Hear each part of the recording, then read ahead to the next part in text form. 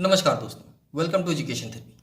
दोस्तों यहाँ पर हम क्यूब रूट निकालने का शॉर्ट ट्रिक यानी एक सबसे छोटा मेथड देखेंगे। क्यूब रूट का मतलब घनमूल। ठीक है, घनमूल क्या होता है? घनमूल का मतलब होता है कोई संख्या में दी हुई हो और उसी संख्या के तीन समान नंबरों का गुणनखंड बन जाए। ठीक है, तीन समान नंबरों का गुणनखंड बन जाए।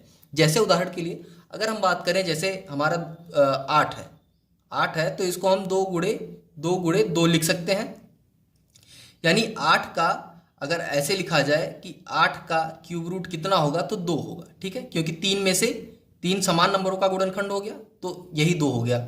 इसको कहते हैं हम घनमूल निकालना। ठीक है, तो ये घनमूल हम ऐसे बड़े नंबरों का फटाफट कैसे निकालेंगे ये हम सीखेंगे। तो चलिए देखते हैं। तो ये काम करने के लिए हमें एक चीज पता होनी चाहिए, 1 से 10 तक के नंबरों का घन पता होना चाहिए, यानी क्यूब पता होना चाहिए। तो चलिए पहले हम एक किनारे उसको लिख लेते हैं। 1 के घन की बात करें तो 1 गुणे 1 हमेशा 1 ही होता है। 2 के घन की बात करें, 2 का क्यूब तो ये 8 होता है। 3 का क्यूब की बात करें तो कितना होता है? ये 27 होता है। अगर आपको नहीं पता तो आप गुणा करके भी निकाल सकते हैं। 3 इसको गुणा करेंगे तो हमारा 27 आएगा। तो ऐसे हम किसी भी नंबर का घन निकाल सकते हैं। तो चलिए अब लिखते हैं आगे 4 का। 4 का घन कितना होता है? 4 का होता है 64। 4 चौक 16 चौको 64। ठीक है, 4 का गुणा 3 बार करेंगे।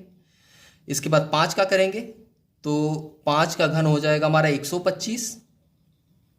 इसके बाद 6 का आएगा, 6 का करेंगे तो हमारा आ जाएगा 216। 7 का करेंगे तो हमारा आ जाएगा 393। 8 का करेंगे तो हमारा आ जाएगा 8 का घन 512। 9 का करेंगे, 9 का क्यूब हो जाएगा हमारा 729 और 10 का क्यूब हो जाएगा हमारा 1000। ये हमारे नंबरों का जो घन है, 1 से लेके 10 तक के नंबर का घन है। अब देखिए नंबर जैसे जैसे ये बड़े होते जाएंगे उस हिसाब से हमें घन भी अधिक नंबरों का निकालना पड़ेगा। जैसे यहाँ हमने 10 तक का निकाला, हो सकता है ऐसा कोई नंबर आ जाए जब हमें 11 का निकालना पड़े तो 11 का भी क्यूब रूट निकालना पड़ेगा। तो 11 गुणे 11 कर लेंगे तो हमारा 11 का 11 का घन हमको मिल जाएगा। ठीक है, तो चलिए पहले जो प्रश्न है इसको हल करते हैं। तो आप देख रहे हैं यहाँ पे जो नंबर है, जो भी नंबर हो, कैसा भी नंबर हो, इसमें हम क्या करेंगे, सबसे पहले पीछे के 3 नंबरों का एक जोड़ा बना लेंगे। ठीक है, पीछे से 3 नंबर का एक जोड़ा बनाएंगे। हमेशा स्टार्ट हमेशा ऐसे ही करेंगे, पीछे से 3 नंबर का जोड़ा बनाएंगे और उसमें लास्ट संख्या क्या है, तो लास्ट अंक आप देख रहे हैं यहाँ पे 7 है। ठीक है, ये क्या है? ये 7 है। ठीक है, लास्ट संख्या हमारी 7 है। तो इस 7 को हम ये मिलाएंगे कि इनमें से लास्ट डिजिट किसकी 7 है, जितना हमने निकालना है उसमें से आखिरी संख्या 7 किसकी है। तो आखिरी संख्या 7 आप देख रहे हैं यहाँ पे है, ये 27 आया ना, तो 7 यहाँ पे लास्ट संख्या है। किसका क्यूब है ये 3 का है। तो यहाँ पे हम लिख देंगे 3। ठीक है, कितना लिख देंगे? यहाँ पे 3 हमने लिख दिया। अब हमारा बचा है ये 571, ये 3 बचे हैं।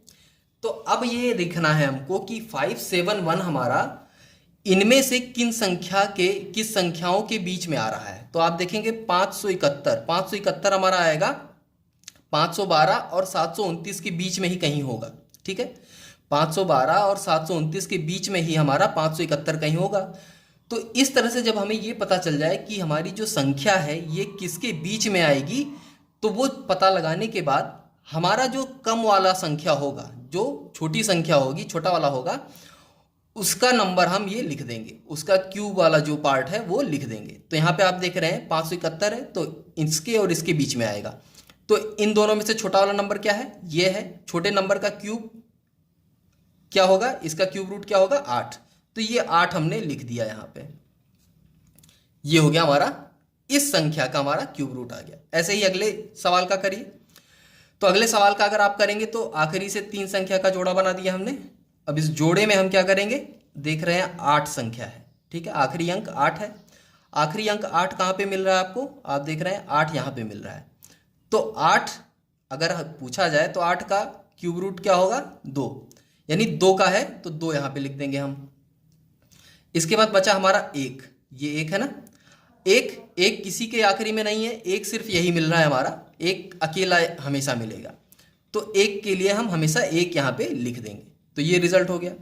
इसके बाद अगला सवाल देखिए, लास्ट से हम 3 संख्या लिए तो 125 हो गया। 125 में 5 कहाँ पे मिल रहा है, 5 हमारा मिल रहा है यहाँ पे, तो 5 के लिए हमारा 5 संख्या लिख देंगे। 5 हमने लिख दिया। बचा हमारा 91। 91 किसके बीच में आ रहा है, तो 64 और 125 के बीच में हमारा 91 आएगा, तो छोटी वाली संख्या 64 है, 64 के लिए हम 4 लिखेंगे। ये हो गया इसका उत्तर। नेक्स्ट क्वेश्चन देखिए आप, अगला देखेंगे तो यहाँ पे आखिरी की संख्या 3 संख्याएं हैं, 952। अब 952 है, इसका मतलब आखिरी संख्या 2 है। 2 कहाँ पे आ रहा है, 2 हमारा यहाँ पे आ रहा है, तो 2 के लिए हम क्या लिखेंगे, 8। 8 यहाँ पे हमने लिख दिया पहले। बचा हमारा 21। 21 देखिए आप किसके बीच में आ रहा है, 8 और 27 के बीच में हमारा 21 आएगा, तो यहाँ पे छोटा नंबर हमारा 8 हो गया। 8 के लिए हम क्या लिखेंगे, 2, तो हमने यहाँ पे 2 लिख दिया। इसके बाद अगला सवाल देखिए, अगला सवाल देखिए यहाँ पे बड़ा है, तो पहले तो हम आखिरी संख्या लिखते हैं। तो आखिरी के 3 नंबर हमने लिए, अब 3 नंबर हमने लिया तो हमारा 544, यानी आखिरी की संख्या 4 है। 4 कहाँ पे आ रहा है, आप देख रहे हैं 4 यहाँ पे आ रहा है, 64, तो 4 के 64 यहाँ पे आया, यानी 4 आ गया, तो 4 के लिए हम यहाँ पे कौन सी संख्या लिखेंगे, 4 लिखेंगे, तो इस 4 को उठा के हम यहाँ लिख देंगे। अब आगे देख रहे हैं आपके 4 अंक बच रहे हैं, 1481। तो आप यहाँ से देखेंगे 1481 किसके बीच में आ रहा है, तो आप देख रहे हैं कि यहाँ किसी के बीच में नहीं आ रहा है। क्यों नहीं आ रहा है, क्योंकि हमने आगे की संख्याओं का क्यूब रूट नहीं लिखा है, सॉरी क्यूब नहीं लिखा है। तो 10 के बाद हम क्या लिखेंगे, यहाँ पे अगली संख्या क्या भी लिख देते हैं। अगर हम 11 का क्यूब करेंगे तो 11 का क्यूब होता है हमारा 1331, ठीक, और 12 का भी लिख देते हैं, क्योंकि ये 1400 है तो 1400 इसमें आएगा नहीं, तो 12 का जब लिखेंगे तो ये हमारा आ जाएगा 1728, ठीक है। तो अब आप देख रहे हैं कि 1481 हमारा 1331 और 1728 के बीच में आ रहा है, तो इसमें से छोटी संख्या क्या है, छोटी संख्या है 1331, और 1331 के लिए हम क्या लिखेंगे, 11, तो 11 हम सीधा यहाँ पे लिख देंगे, यानी 114 हमारा इसका क्यूब रूट होगा। एक सवाल और कर लेते हैं। यहाँ पे देखिए आप 3 संख्या लिए, 2 आ रहा है आखिरी में 2 कहाँ पे आ रहा है, यहाँ पे आ रहा है, तो 2 के लिए हम क्या लिखेंगे, 8 लिखेंगे। 8 हमने लिख दिया। इसके बाद बचा हमारा 314। 314 किसके बीच में आएगा, 314 हमारा आएगा 216 और 393 के बीच में, तो इन दोनों संख्याओं में से छोटा है हमारा 216। 216 के लिए हम 6 लिखेंगे, तो हमने 6 लिख दिया। तो इस तरीके से आप किसी भी संख्या का एक तरह से कह सकते हैं, जो पूर्ण संख्याएं हैं, पूर्ण घन जो होते हैं, ठीक है, उनका घनमूल हम बड़ी आसानी से निकाल सकते हैं। तो ये एक छोटा सा मेथड था, एक शॉर्ट ट्रिक थी घनमूल को हल करने का। अगर फिर भी कहीं कोई दिक्कत आ रही है आपको तो कमेंट बॉक्स में आप पूछ सकते हैं। उम्मीद है ट्रिक अच्छी लगी होगी, जानकारी पसंद आई होगी। जानकारी अच्छी लगी हो तो चैनल को जरूर सब्सक्राइब करें, वीडियो को लाइक करें और शेयर करें। तो आज के लिए बस इतना ही, मिलते हैं नेक्स्ट वीडियो में, तब तक के लिए धन्यवाद।